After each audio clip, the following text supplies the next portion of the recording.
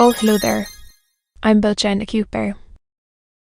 In this class, I'll read to all of you Chapter 18 of The Legend of Sleepy Hollow.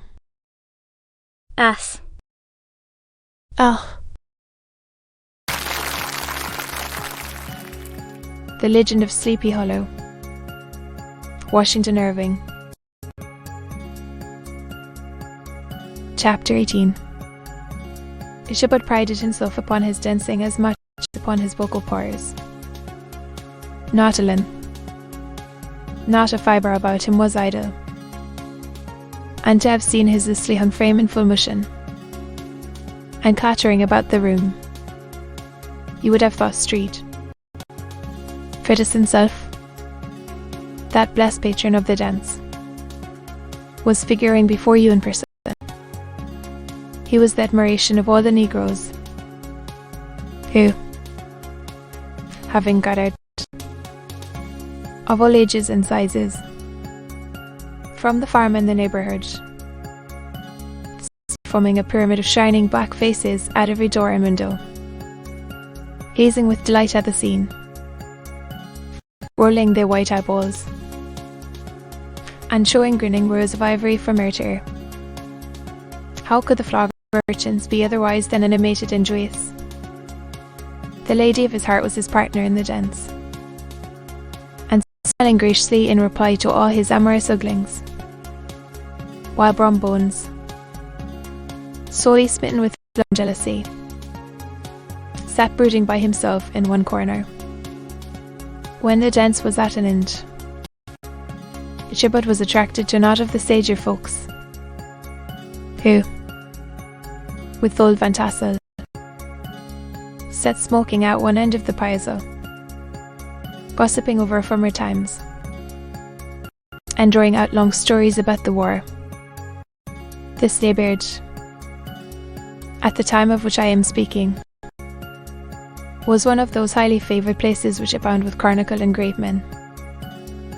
The British and American line had been near it during the war.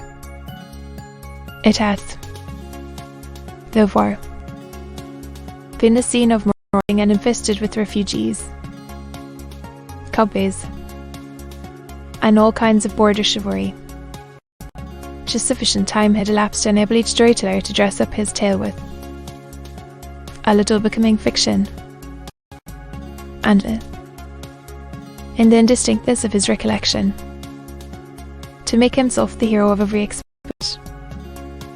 There was the story of Duffy Martling, a large blue-bearded Dutchman, who had nearly taken a British frigate with an old iron 9-pounder from Ahmad, breastworked, only that his gun burst at the 6th discharge. And there was an old gentleman who shall be nameless, being too rich a minor to be lightly mentioned, who, in the Battle of White Plains, being an excellent master of defence, parried a musket ball with a small sword, insomuch that he absolutely felt it was round the blade, and glanced off at the hilt, in proof of which he was ready at any time to issue the sword, with the hilt a little bent. There were several more that had been equally great in the field, not one of whom but was persuaded that he had a considerable hand in bringing the war to a happy termination. But all these were nothing to the tales of ghosts and apparitions that succeeded. The neighbourhood is rich in legendary treasures of the kind. Local tales and superstitions thrive best in these sheltered, long-settled retreats, but are trampled underfoot by the shifting throng that forms the population of most of country places. Besides, there is no encouragement for ghosts in most of our villages, for they have scarcely had time to finish their first nap and turn themselves in their graves before their surviving friends have travelled away from the neighbourhood, so that when they turn out at night to walk their rounds, they have no acquaintance left to call upon. This is perhaps the reason why we so seldom hear of ghosts except in our well-established Dutch communities. To be continued.